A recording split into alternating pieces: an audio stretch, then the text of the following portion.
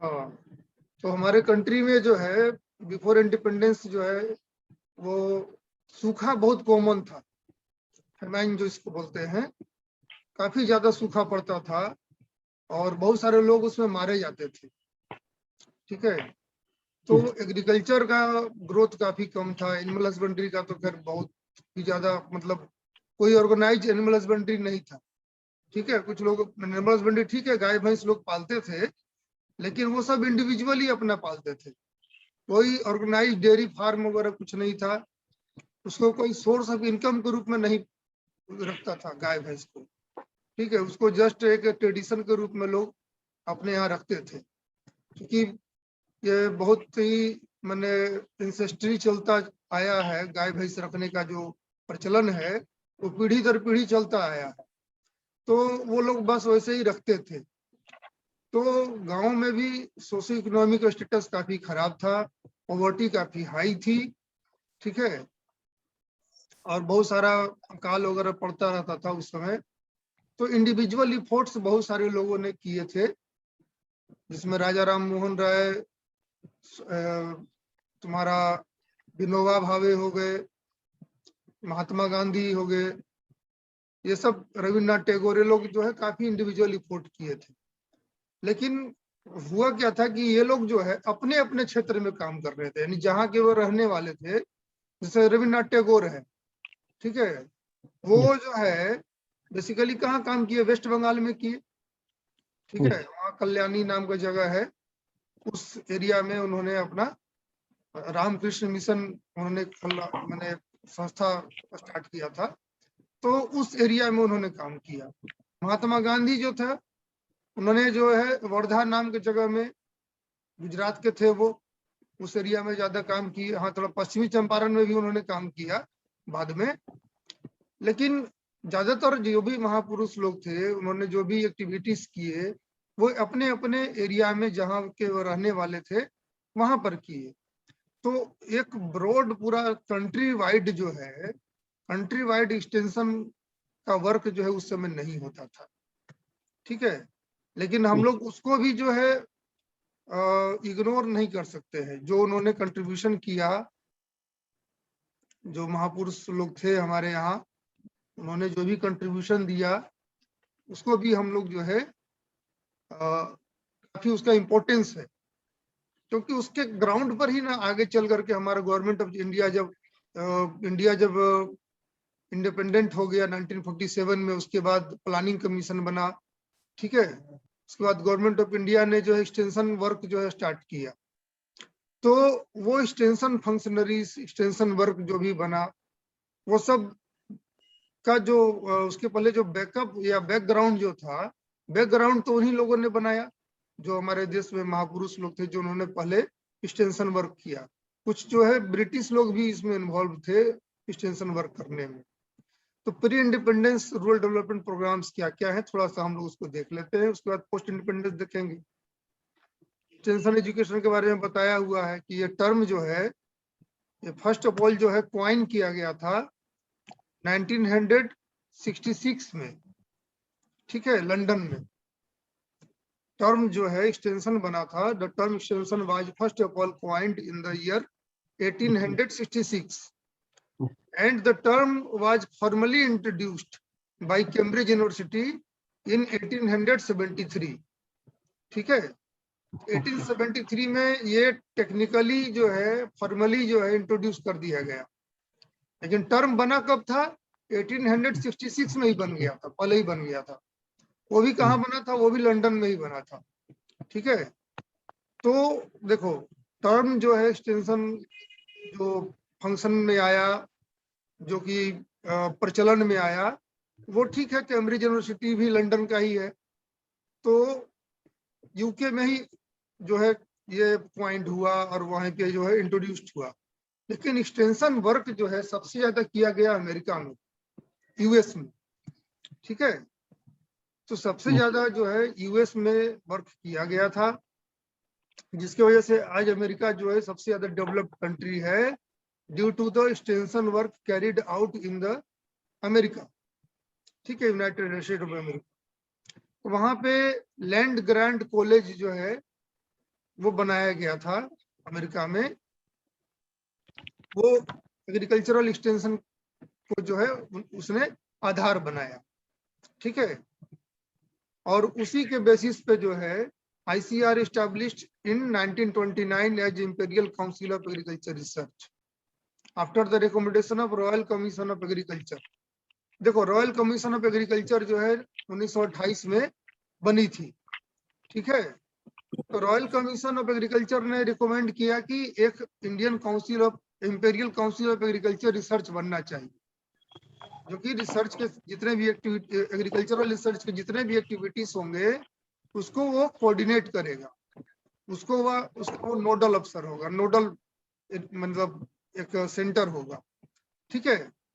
तो based on the recommendation of royal commission of agriculture, imperial council of agriculture research was established in the year 1929 में बना था, ये याद रखना, ठीक है, बहुत इंपॉर्टेंट है।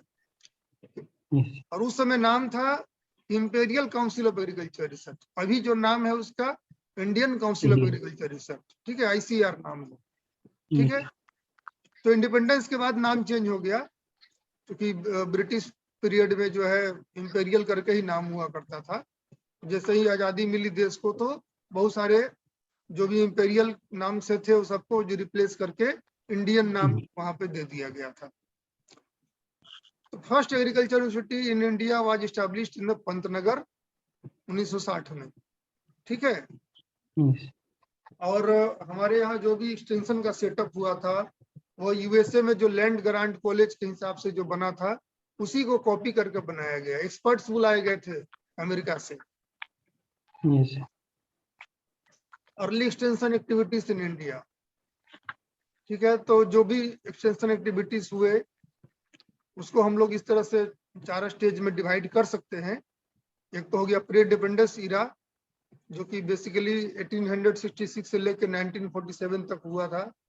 पोस्ट इंडिपेंडेंस इरा, या तो हम चाहे तो 2 टाइप से क्लासिफाई कर दें, प्री इंडिपेंडेंस और पोस्ट इंडिपेंडेंस, या हम लोग पोस्ट इंडिपेंडेंस को और 2-3 तरह से क्लासिफाई कर सकते हैं, है ना। जिसमें शुरू में क्या हुआ कि बहुत सारे एक्सटेंशन के प्लानिंग्स जो है, जैसे की विलेज स्कीम है, तुम्हारा कम्युनिटी डेवलपमेंट प्रोजेक्ट है, ICDP है, ये सारे प्रोग्राम्स जो है लॉन्च हुए थे, ठीक है। उसके बाद जो है community development, national extension service, ये सब लॉन्च किया गया। तो उस पीरियड को भी हम लोग उसके बाद कंसिडर कर सकते हैं। उसके बाद इंटेंसिव एग्रीकल्चर डेवलपमेंट इरा, ICDP, IAAP, ये सारे प्रोग्राम्स लॉन्च हुए थे बाद में उसके ऑनवर्ड्स। तो इस तरह से हम लोग चाहें तो या तो 2 भाग में क्लासिफाई कर लें, प्री इंडिपेंडेंस, और दूसरा जो है पोस्ट इंडिपेंडेंस करके कर ले। बात एक ही है, दोनों प्री और पोस्ट जो है आ जाएगा। अदरवाइज हम लोग इसको ऐसे भी कर सकते हैं क्लासिफाई। चलो, तो प्री इंडिपेंडेंस की बात करें हम लोग, तो 1866 में फेमाइन कमीशन का जो है अपॉइंटमेंट हुआ था। हम बताए थे कि हमारे देश में पहले जो है सूखा बहुत पड़ता था, अकाल बहुत पड़ता था, जिसको फेमाइन बोलते हैं, ठीक है। उनको याद होगा बंगाल में जो है 1942 में देश का सबसे बड़ा अकाल पड़ा था। इंपीरियल डिपार्टमेंट ऑफ एग्रीकल्चर, जैसे ब्रिटिश लोगों ने ये इस्टेब्लिश किया था जून 1871 में, तो उन्होंने नाम दिया था इंपीरियल डिपार्टमेंट ऑफ एग्रीकल्चर, ठीक है। और फेमाइन कमीशन एक 1980 में भी बना। जैसे अपॉइंटमेंट फेमाइन कमीशन का हुआ 1866 में, ठीक है। ये 1980 नहीं होगा, 1880 होगा, गलती यहाँ पे लिखा गया है। तो 1880 में establishment of imperial department in most states skeletal form. तो इंपीरियल डिपार्टमेंट यानी एग्रीकल्चर डिपार्टमेंट जो है, उस समय बहुत सारे बड़े बड़े प्रोविंसेस हुआ करते थे हमारे उस समय कंट्री में। स्टेट जो है काफी कम स्टेट थे, पता होगा तुमको। बाद में स्टेट डिवाइड होते चला गया, अब बहुत सारा स्टेट हो गया। उस समय प्रोविंस बोला जाता था एक बहुत बड़े भूभाग को, जो है बड़े एरिया को तो वहां पे इंपेरियल डिपार्टमेंट करके अलग अलग जो स्टेट जो थे उस समय वहां पे बनाया गया था। उसके बाद फेमाइन कमीशन जो है 1901 में स्टैब्लिश हुआ और उसके रिकमेंडेशन में जो है इंपेरियल एग्रीकल्चर रिसर्च इंस्टीट्यूट, ठीक है, फेमाइन कमीशन तो 1880 में ही बन गया था, लेकिन 1866 में ही बन गया था, ठीक है, लेकिन उसके रिकमेंडेशन से देखो क्या क्या बना। इंपेरियल डिपार्टमेंट ऑफ एग्रीकल्चर बना, ठीक है, इंपेरियल डिपार्टमेंट अलग अलग स्टेट के लिए बना और imperial agriculture research institute IARI 1901 में जो है पूसा बिहार में बना, ठीक है। देखो हमारा बिहार कितना मतलब पायोनियर है हमारा इस एग्रीकल्चर में। अभी गए हो वहाँ पूसा, गए हो समस्तीपुर? Yes sir. हाँ, देखे होगे कि काफी ज्यादा जो है बहुत ही पुराना वहाँ पे तुमको मिलेगा ये इंपेरियल, अभी IARI नाम हो गया उसका, इंडियन एग्रीकल्चर रिसर्च इंस्टीट्यूट नाम हो गया, ठीक है, जो कि उसका मेन हेडक्वार्टर दिल्ली में है, लेकिन उसका ब्रांच जो है वहाँ पे अभी भी पूसा में है। तो हमारा ये बिहार जो है ना एक्सटेंशन में काफी पायोनियर रहा है। सबसे पहले PG का पढ़ाई जो है हमारे तुम्हारे भागलपुर में सबौर में स्टार्ट हुआ था, ठीक है। कब हुआ था? 1955 में, ठीक है। PG का पढ़ाई जो है हमारे कंट्री में सबसे पहले सबौर में, बिहार एग्रीकल्चर कॉलेज नाम था उस समय, BSc सबौर 1955 में हुआ था, ठीक है। और इवन जो फादर ऑफ इंडियन एक्सटेंशन हम लोग बोलते हैं डॉक्टर KN सिंह को, डॉक्टर केदारनाथ सिंह जो है ना, he also belongs to Bihar, ठीक है, तो वो भी बिहार के ही थे। तो ये जो हमारा स्टेट जो है बिहार जो है एक्सटेंशन में काफी पायोनियर रहा, काफी उन्होंने मतलब उसके फादर बिहार से रहे एक्सटेंशन के। PG का प्रोग्राम जो है एक्सटेंशन में, PG की पढ़ाई सबसे पहले बिहार में स्टार्ट हुआ, सबौर में स्टार्ट हुआ। तो ये इस मायने में हम देखेंगे कि हमारा स्टेट जो है काफी आगे था। इसके बाद institute of agriculture research eight Pusa 1905 में स्टैब्लिश हुआ। मैं स्लाइड तुम लोगों को बाद में दे देंगे, ठीक है ना, शेयर कर देंगे। रॉयल कमीशन 1928 में जो बना था, उसके रिकमेंडेशन पे imperial council of agriculture research 29 में बनाई, अब डिस्कस हो चुका है। अब देखो हम बता रहे थे कि इंडिपेंडेंस के पहले जो है बहुत सारे लोगों ने इंडिविजुअल रिपोर्ट किया था, ठीक है, एक्सटेंशन एक्टिविटी बहुत सारे किए गए थे। तो जैसे डेनियल हैमिल्टन जो है, बदल ना कि कुछ ब्रिटिश लोग भी मतलब एक्सटेंशन एक्टिविटी में शामिल थे, तो उन्होंने रूरल रिकंस्ट्रक्शन प्रोग्राम जो है लॉन्च किया था डॉक्टर डेनियल हैमिल्टन ने।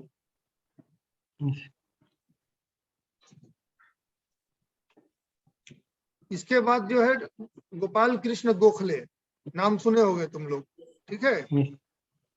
तो इन्होंने 1905 में जो है सर्वेंट्स ऑफ इंडिया सोसाइटी करके इन्होंने एक सोसाइटी बनाया जो कि एक्सटेंशन वर्क जो है करता था। Rural reconstruction work by Christian mission, ठीक है।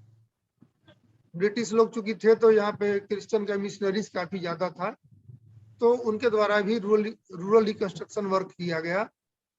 इसके बाद एक बड़ा नाम आता है doctor M Visvesvaraya.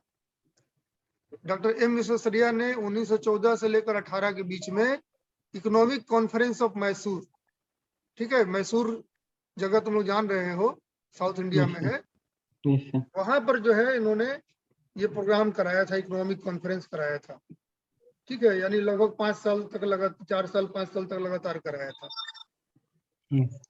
Gurgaon experiment doctor FL Brayne ने 1920 में कराया था, ठीक है, ये काफी इंपॉर्टेंट है ये गुड़गांव एक्सपेरिमेंट। और तुम्हारा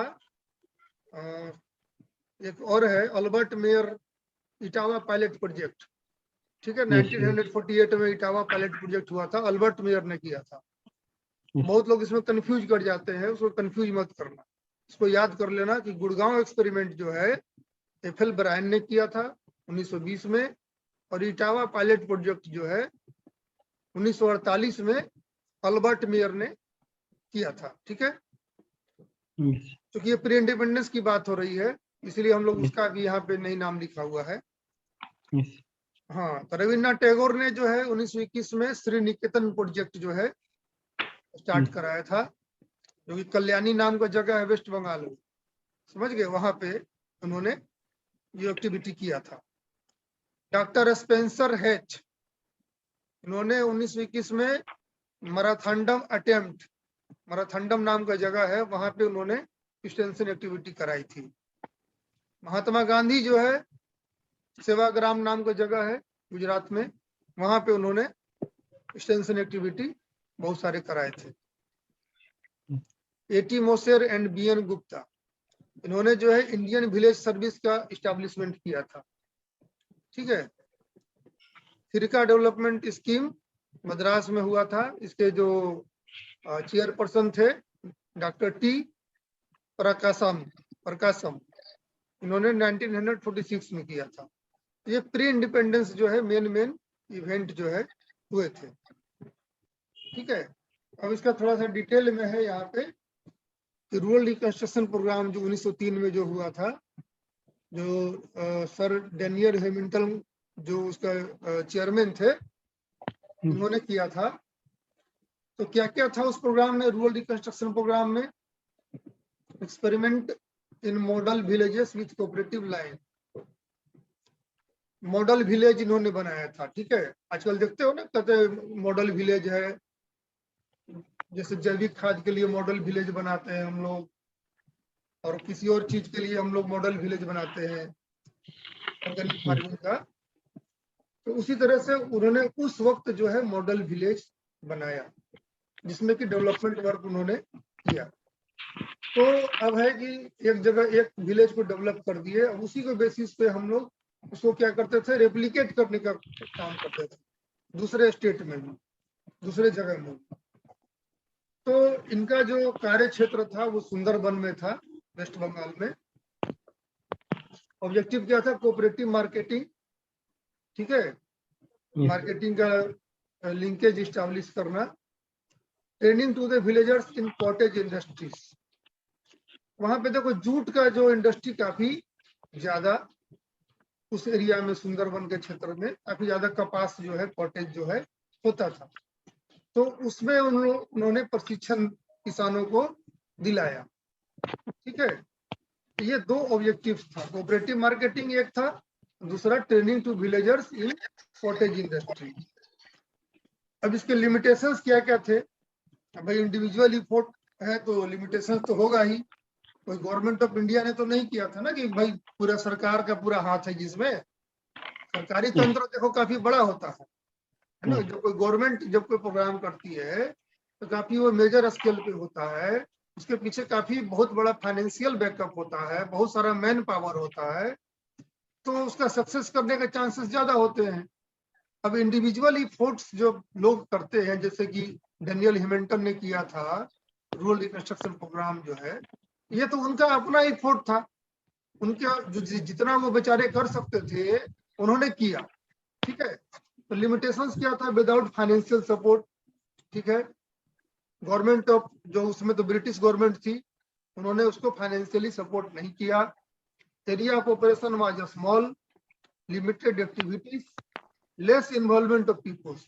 जो उस समय एक्सटेंशन एक्टिविटीज जो होते थे ना, तो गांव के लोग जो है उसमें पार्टिसिपेट नहीं करते थे। वो लोग सरप्राइज हो जाते थे, भाई आखिर ये सरकारी आदमी है, आखिर गांव में क्यों आया? तुमको पता ही होगा ब्रिटिश पीरियड में जो भी ब्रिटिश रूलर्स जो भी थे होते थे, वो कितना जो है रूडली बिहेव करते थे गांव में, है ना। उन लोग को जानकारी होगी इस बात की कि जो इंग्लैंड ब्रिटिश पीरियड में हमारे इंडिया में जो ब्रिटिश लोग रूरल लोग होते थे, वो लोग काफी ज्यादा मतलब परेशान करते थे लोगों को। ठीक है, टॉर्चर करते थे, तो लोगों को विश्वास नहीं होता था कि कोई उनको हेल्प करने के लिए आ।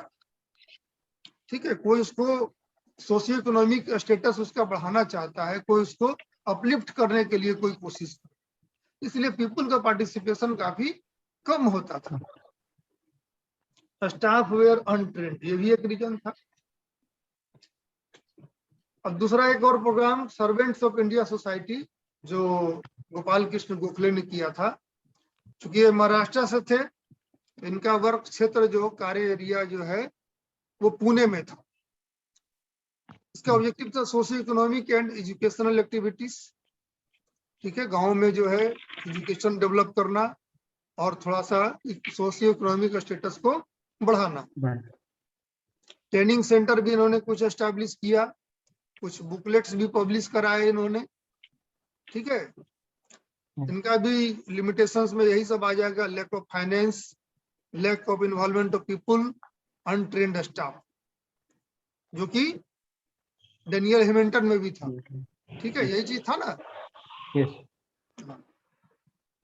चलो, क्रिश्चियन मिशन ने कराया था, चलो ये ज्यादा इंपॉर्टेंट नहीं है, इसको हम लोग स्किप कर जाते हैं। गुड़गांव एक्सपेरिमेंट पे आते हैं, ये बहुत इंपॉर्टेंट है।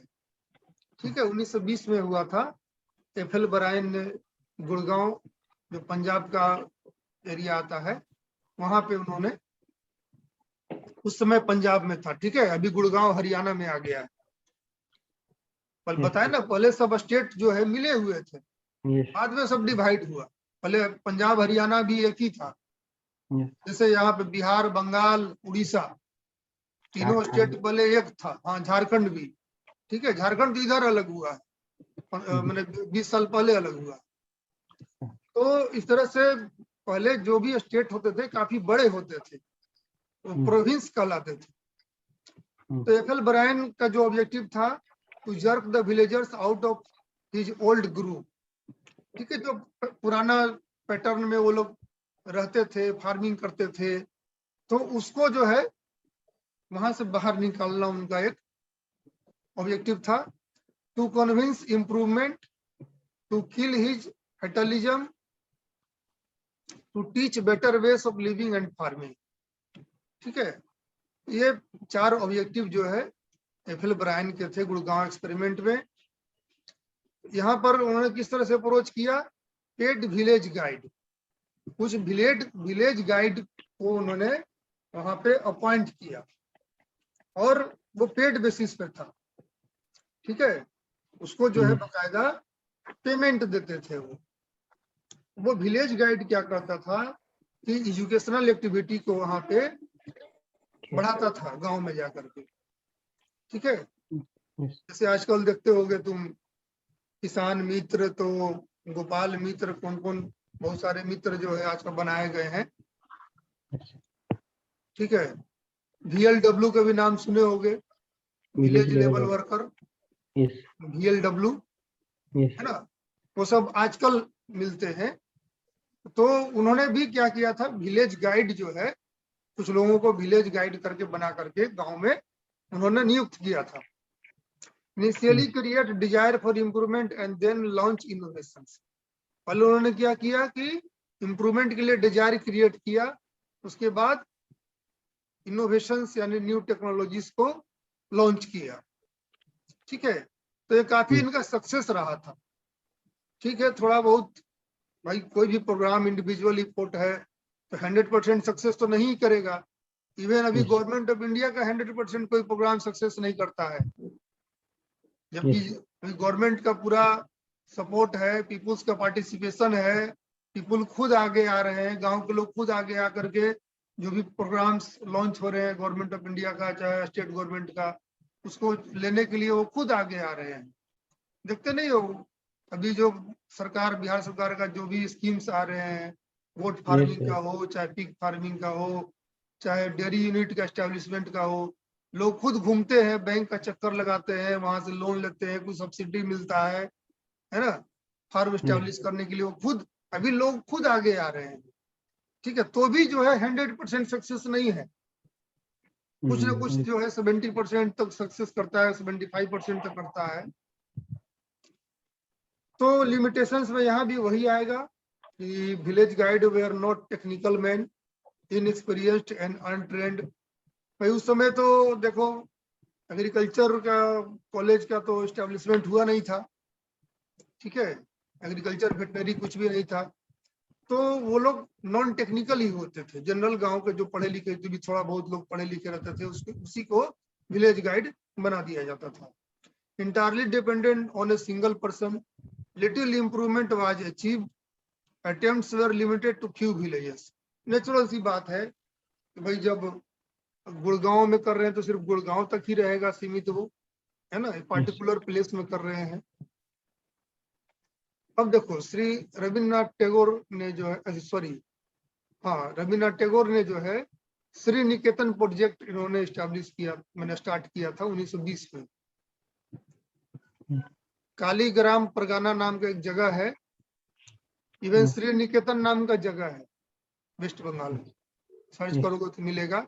वहां पे उन्होंने रविन्द्रनाथ टैगोर ने जो है अपना श्री निकेतन प्रोजेक्ट करके इन्होंने एक प्रोग्राम स्टार्ट कराया था। इसके ऑब्जेक्टिव्स क्या क्या थे? To create interest for rural welfare, to study rural problems and its solution in action, to help villagers to develop resources, to improve village sanitation. ठीक है, तो रूरल वेलफेयर के लिए, रूरल प्रॉब्लम को स्टडी करने के लिए भाई पहले हम उसको समझें कि आखिर प्रॉब्लम क्या है, क्यों प्रॉब्लम हो रहा है, गांव के लोगों में डेवलपमेंट क्यों नहीं हो रहा है, रूरल डेवलपमेंट आखिर कहाँ पे अटका हुआ है ना। इस चीज को फाइंड आउट करने के लिए उन्होंने जो है वो एक ऑब्जेक्टिव बनाए थे उन्होंने, to help villagers to develop resources. ठीक है, जो भी विलेजर्स रिसोर्स डेवलप करना चाहते थे उसको सपोर्ट कर किए उन्होंने। टू इम्प्रूव विलेज सैनिटेशन, तो उस समय सैनिटेशन का, हाइजीन का काफी कम ख्याल रखा जाता था, ये भी उनका एक वन ऑफ द ऑब्जेक्टिव था कि सैनिटेशन को इम्प्रूव करना है। तो उन्होंने क्या क्या अप्रोच किया? Creating a spirit of self help, self help का स्पिरिट सबसे पहले उन्होंने डेवलप किया।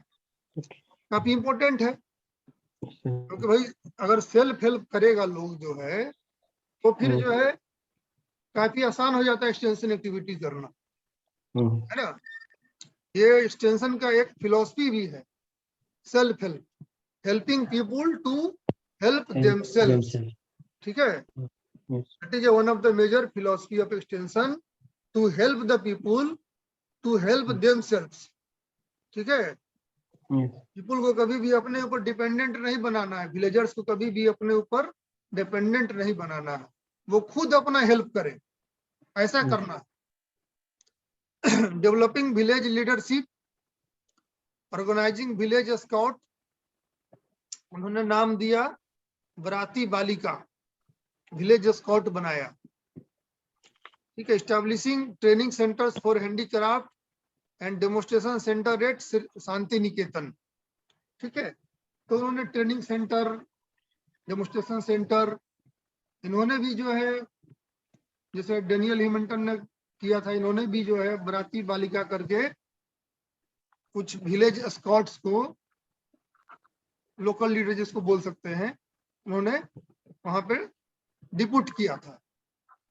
लिमिटेशंस में वही सब आ जाएगा, not get much help from government, area of operation was small, came to an end with his death.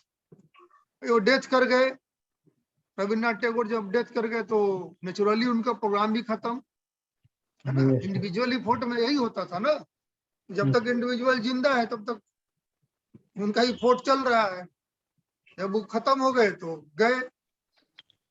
जबकि अगर गवर्नमेंट से जो प्रोग्राम होता है तो गवर्नमेंट तो कोई एक आदमी नहीं होता ना जी, गवर्नमेंट बदल जाती है, गवर्नमेंट में लोग जो है या तो उसका अगर मंत्री है कोई डेथ कर गया तो प्रोग्राम नहीं रुकता है। ठीक है, वो प्रोग्राम चलता रहेगा। तो चूंकि इंडिविजुअल ही फोर्ट था ये, तो नेचुरल सी बात है, कोई इंडिविजुअल अगर डेथ कर जाता है तो उनका वो जो इफोर्ट जो है वहीं पे समाप्त हो जाएगा। स्पेंसर हेज का जो है मैराथन में टेम्प्ट, तमिलनाडु में एक जगह है नियर कन्याकुमारी, मैराथन नाम का, वहां पे उन्होंने किया था। इनका ऑब्जेक्टिव था mental, spiritual, physical, economical and social development. ठीक है, तो थोड़ा सा इनका था कि भाई लोगों में जो है थोड़ा स्पिरिचुअल जो है डेवलपमेंट कराया जाए। लोग उस समय काफी ज्यादा जो है रिचुअल्स में बिलीव करते थे, है ना। पहले के लोग, अभी भी गांव में तुम देखोगे कि सुपर नेचुरल में काफी ज्यादा बिलीव करते हैं लोग जो है। तो थोड़ा सा उस ढंग से भी था, और इनका इकोनॉमिकल और सोशल डेवलपमेंट भी ऑब्जेक्टिव था। ठीक है। हाँ, run through YMCA, Christian. Demonstration centre, chief power house. YMCA क्या है? सर ये मिशनरी क्रिश्चियन एसोसिएशन कर गया सर। क्रिश्चियन एसोसिएशन, ठीक है। डेमोन्स्ट्रेशन सेंटर, उन्होंने अलग अलग जगह पे डेमोन्स्ट्रेशन सेंटर बनाए, जहाँ पे अपना टेक्नोलॉजी वगैरह कुछ चीज को यहाँ डेमोन्स्ट्रेट करके दिखा सकते थे। ठीक है। की notes of centre, self help with intimate expert council. तो सेंटर का सबसे मेन उद्देश्य क्या होता था? सेल्फ हेल्प वहां पे करवाते थे लोगों से, और इंटीमेट एक्सपर्ट काउंसिल यानी कुछ एक्सपर्ट्स वहां पे होते थे जो कि बताते थे लोगों को कैसे अपने आप को सेल्फ हेल्प करना है। इनका लिमिटेशंस भी मोर और लेस सेम है। महात्मा गांधी ने देखो सेवाग्राम अटेम्प्ट किया था 1923 में। ठीक है। तो वर्धा डिस्ट्रिक्ट जो गुजरात का है, वहां पे उन्होंने एक कार्य अपना स्टार्ट किया। इनका ऑब्जेक्टिव था to provide service to under privileged, यानी जो सोशली बैकवर्ड पीपुल जो हमारे हैं, उनके लिए उन्होंने ये सेवाग्राम अटेम्प्ट जो है मेनली स्टार्ट कराया था। To achieve self dependency, to provide basic education, to organise training to develop cottage industry. उन्होंने खादी पे काफी ज्यादा फोकस किया था, उन लोगों को पता ही होगा। Removable of untouchability, stressing women education and preaching communal unity. ठीक है। तो अनटचेबिलिटी वगैरह काफी ज्यादा उस समय थे सोशल टेबूस के रूप में, तो उसको दूर करने के लिए उन्होंने काफी ज्यादा एफर्ट किया था। इनका लिमिटेशंस वही था, no well defined methods, Gandhi ji set a very high personal standard. तो गांधी जी जो है बेसिकली जाने जाते थे पॉलिटिकल लीडर के रूप में, ठीक है, जो कि इंडियन फ्रीडम फाइटर के रूप में जाने जाते हैं। तो उनका जो है बेसिक मेन उनका काम जो था वो इंडिपेंडेंस से रिलेटेड था, इंडिपेंडेंस ऑफ इंडिया से रिलेटेड था। तो उनका जो है ये सब एक्टिविटी को थोड़ा सा जो सोशल एक्टिविटी जो है उस पर उनका फोकस कम हो जाता था, नेचुरल सी बात है। फिरका डेवलपमेंट मद्रास स्टेट में हुआ था, श्री टी पोखरन ने एस्टैब्लिश किया था। लास्ट है ना, हाँ, इसके बाद टाइम भी अब खत्म हो रहा है हमारा। Inspired from Gram Swaraj of Gandhi ji. ठीक है। गांधी जी ने ग्राम स्वराज का स्थापना किया था, उसी से उन्होंने इंस्पिरेशन लेकर के फिरका डेवलपमेंट स्कीम मद्रास में, यानी अभी जो चेन्नई जो है वहां उन्होंने किया था। ऑब्जेक्टिव था all round development of individual, to develop means of drinking water, irrigation and communication, to develop cooperative village associations, to improve animal husbandry farming, to introduce khadi and cottage industry. Limitation इनका भी वही था, restricted scope, lack of coordination, lack of financial support. कब हुआ था sir फिरका, कब हुआ था सर? 1946-47 में। ठीक है। सबसे ऊपर में ही लिखा हुआ है देखो, 46-47 में फिरका डेवलपमेंट टी प्रकाशन के द्वारा ये एस्टैब्लिश किया गया था। तो ये सब मेन जो है हमारा प्री इंडिपेंडेंस एफर्ट्स थे, जो कि इंडिविजुअल पर्सन्स के द्वारा जो है कराए गए थे। इंडिविजुअल लोगों ने अपना अपना जो है कंट्रीब्यूशन दिया, है ना। उनको लगा कि भाई हमारा जो रूरल सोसाइटी है काफी अंडर प्रिविलेज्ड है, वहाँ पे काफी ज्यादा जो है डेवलपमेंट करने के लिए गुंजाइश है ना। जागरूक करना बहुत ज्यादा जरूरी है। लोग काफी ज्यादा मतलब एक तो उनका सोच काफी बैकवर्ड था, उन लोगों को मॉडर्न जगह, मॉडर्न चीज, modern facility, health, hygiene, sanitation, है ना, ये सब कुछ भी जानकारी नहीं था। इवन वो लोग अपने आप में अपना इतना पॉपुलेशन कम होने के बाद भी जो है उस समय सेल्फ सफिशिएंट नहीं था हमारा कंट्री की अपना अनाज जो है उत्पादन कर पाता पेट भरने के लिए। तो उन सभी को लगा कि यहाँ पे रूरल डेवलपमेंट के लिए बहुत सारा काम करना है, तो सोशियो इकोनॉमिक स्टेटस अपलिफ्ट करने के लिए और इस तरह का उद्देश्य लेकर के सबने अपना अपना काम किया था। ठीक है, तो आज के लिए इतना ही क्लास के लिए, टाइम भी अब ओवर हो गया है, हम लोग इसको यही समाप्त करते हैं। Thank you sir. ठीक।